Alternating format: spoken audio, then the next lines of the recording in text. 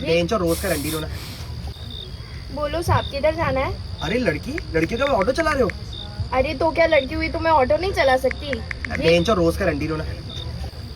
बोलो साहब, किधर जाना है? अरे लड़की का ऑटो।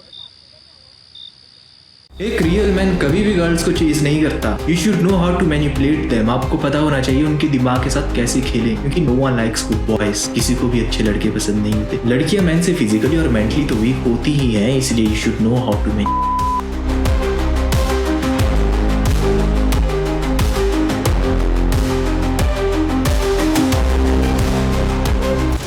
अपने आप को सिग्मा बताने वाली और रियल मैन बताने वाले लोगों की कुछ इस प्रकार की टॉक्सिक मेंटालिटी हो गई है। उन्हें लगता है मोटी सिगार फूंक कर, नशे कर और लड़कियों को बोलकर वो एक रियल मैन की कैटेगरी में आ जाएंगे।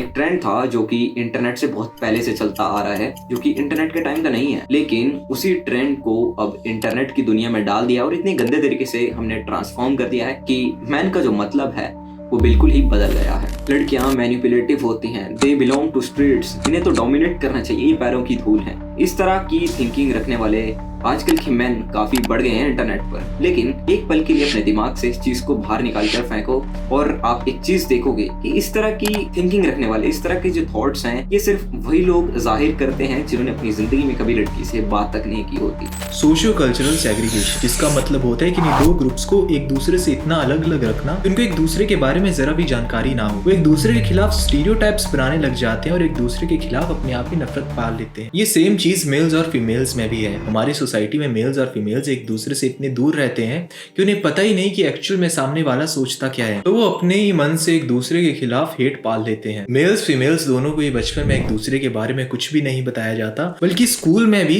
बॉयज और गर्ल्स को एक दूसरे से सेपरेट करके रखा जाता है। इसको एक बहुत बढ़िया एग्जाम्पल से समझते हैं। अगर आपके मेल फ्रेंड्स बोले कि वो देख कितनी अच्छी लड़की जा रही है, आपको पता है कि वो मजाक कर रहे हैं ऑब्वियसली, या फिर ये भी हो सकता है आप खुद उनके साथ जाकर वैसी ही बातें करने लग जाएं। वहीं अगर कोई लड़की वही सेम बात करे अपनी दोस्त के साथ कि हर फैंटेसी इज दिस और दैट, तो सोसाइटी एज्यूम कर लेगी कि she is a bitch, she belongs to the streets. यहाँ पॉइंट ये है कि लड़कों की इस मेंटालिटी के पीछे सिर्फ एक रीजन है और वो है लैक ऑफ अवेयरनेस। वैसे ही बहुत सी फीमेल्स की भी थिंकिंग है कि लड़कों को सिर्फ बॉडी से मतलब होता है, जबकि ऐसा कुछ नहीं है। लड़का हो या लड़की दोनों इंसान ही है। ये लैक ऑफ अवेयरनेस के चलते इतनी सारी प्रॉब्लम्स हमारी सोसाइटी में आकर होती है। बाप रोड पे मेहनत कर रहा है और लड़की कॉन्सर्ट में पैसा उड़ाकर रो रही है। इस लड़की को तो आपने जरूर ही देखा होगा, जिसकी वीडियो काफी वायरल हुई थी दिलजीत दोसांझ के कॉन्सर्ट में, कि इसको आपने ट्रोल किया। लेकिन मैं भी तो एक चीज आपसे पूछ सकता हूँ कि आप भी तो अपने बाप का पैसा उड़ाकर किसी और के बनाए गए मीम्स पर, जिसपे कोई और पैसा कमा रहा है, आप भी तो अपना टाइम वेस्ट कर रहे हो, आप भी तो हंस रहे हो। और साथ ही मैं ये भी तो कह सकता हूँ कि आप भी इमोशनल हो जाते हो अपने पसंदीदा क्रिकेटर्स को देखकर, अपने मुंह पर पेंट कर लेते हो कभी पीला रंग कभी लाल रंग। तो आप भी तो फिर उसी टिकटों को, महंगी महंगी टिकटें, आईपीएल की टिकटें, आप उन्हें खर्च कर फ्लैक्स करते हो और बाप का पैसा बर्बाद करते हो। आप भी तो उन्हीं रिचार्ज पर, मीम्स पर हंसते हो जो कि आपने करवाए तक नहीं है और ना ही बनाए गए हैं। ये सवाल तो मैं भी आपसे पूछ सकता हूँ। School of psychology Deakin university 2024 की रिपोर्ट में बताते हैं कि अभी भी जितने भी डोमेस्टिक वायलेंस के केसेस होते हैं उनमें ज्यादातर विक्टिम फीमेल्स ही होती हैं, ना कि मेल्स। 825 फीमेल्स स्टडी का हिस्सा थी, जिसमें से हमें पता चला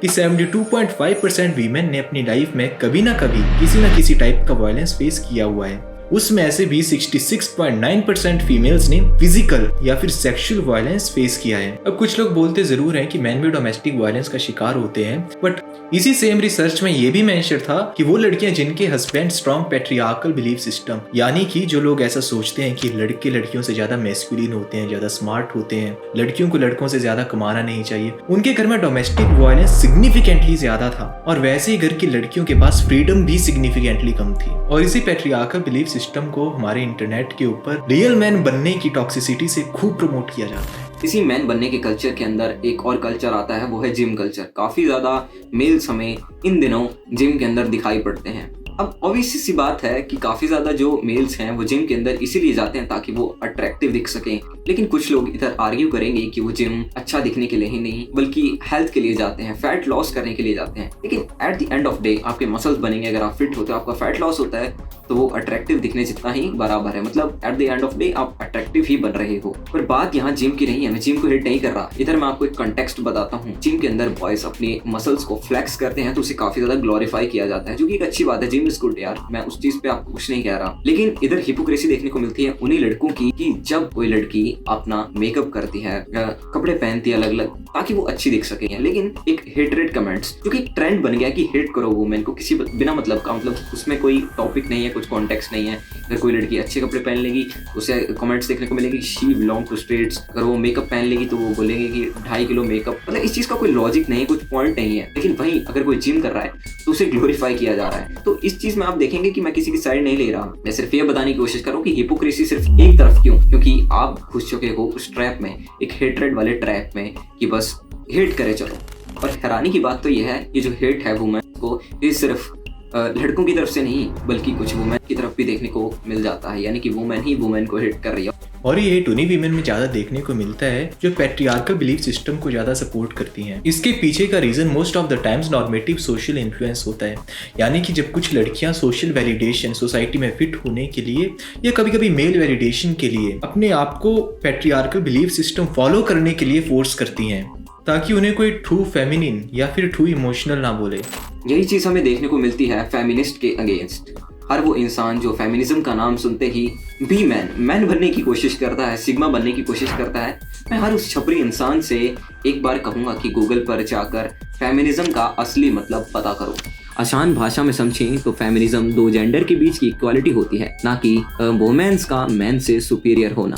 आपके पसंदीदा यार इंसान को, पर्सनैलिटी यानी कि एंड्रू टेट को जब मिसोजिनिस्ट बोला जाता था औरतों के द्वारा, तब तो लोग कमेंट लिखते थे कि इस औरत को मिसोजिनिस्ट का मतलब तक नहीं पता, ये तो बस ट्रेंड के साथ बह रही है एंड कह रही है कि मिसोजिनिस्ट है, इसको तो मतलब नहीं पता। वैसे ही आप भी अब ट्रेंड के साथ फॉलो कर रहे हो, आपको नहीं पता, आप मतलब आप एक ट्रेंड में बह चुके हो, आपको कुछ नहीं पता कि आप क्यों हेट कर रहे हो, बस आपको ट्रेंड के साथ बहना है और आप हेट दे रहे हो।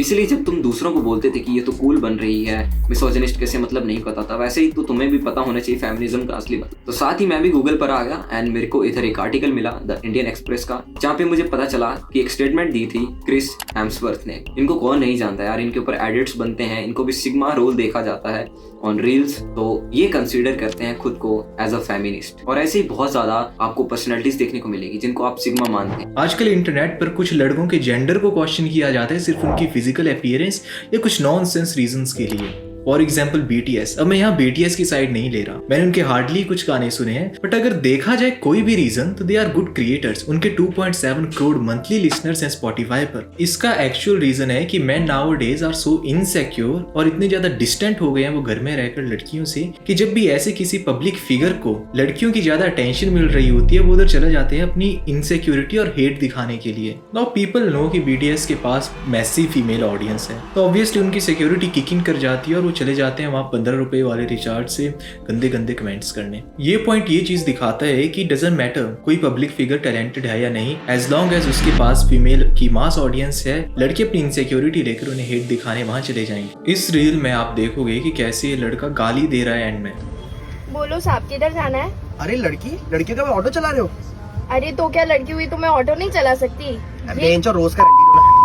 प्रॉब्लम ये नहीं है लड़की ने इसे अनॉय किया, वो बात बार बार बोलकर कि वी आर इंडिपेंडेंट। बात ये है कि इस लड़के ने सवाल पूछा ही क्यों शुरू में कि अरे लड़की हो, ऑटो चला रही हो। और हाँ, साथ ही मैं बता दूं, according to AI sources, TRIPC report जो कि IIT दिल्ली ने 2023 में पब्लिश की थी, जिसमें हमें पता चला था कि 70 से 75% केसेस जो हैं वो मेल्स करते हैं, एक्सीडेंट केसेस जो मेल्स करते हैं, और बाकी के जो केसेस हैं वो हमें फीमेल्स देखने को मिलते हैं। तो उसका क्या मतलब है कि जहाँ पे हमें मास में, मेजर में परसेंटेज देखने को मिली है, उस जेंडर को ड्राइव नहीं करने देना चाहिए। तो ये सवाल आपके ऊपर है, इसका आंसर भी आपके ऊपर। और हाँ, जिन औरतों को आप डम समझते हैं, पैरों की धूल समझते हैं, उन्होंने अपने लाइफ में सोसाइटी के लिए काफी कंट्रीब्यूट किया है। लाइक मैरी क्यूरी, जिनको फिजिक्स और केमिस्ट्री दोनों में नोबेल प्राइज मिले हैं। एडी लमार, जिन्होंने वाईफाई की टेक्नोलॉजी के ऊपर बहुत बड़े बड़े काम किए हैं, बल्कि दुनिया की फर्स्ट कंप्यूटर प्रोग्रामर एक फीमेल थी। अब ऑब्वियसली उस वक्त और अभी के वक्त में बहुत सारा डिफरेंस है, बट दैट डजंट मीन अगर अभी के वक्त की लड़कियां लड़कियां उस जमाने की dressing sense, fashion sense follow ना करे तो अभी के जमाने की लड़कियां कैरेक्टरलेस हैं, they have lost their sense of humanity. नहीं, फैशन है, बदलता रहता है वक्त के साथ। हम ये नहीं कह रहे कि हमें लड़कियों की ज़्यादा रिस्पेक्ट करनी चाहिए, लड़कियों को लड़कों की ज़्यादा रिस्पेक्ट करनी चाहिए,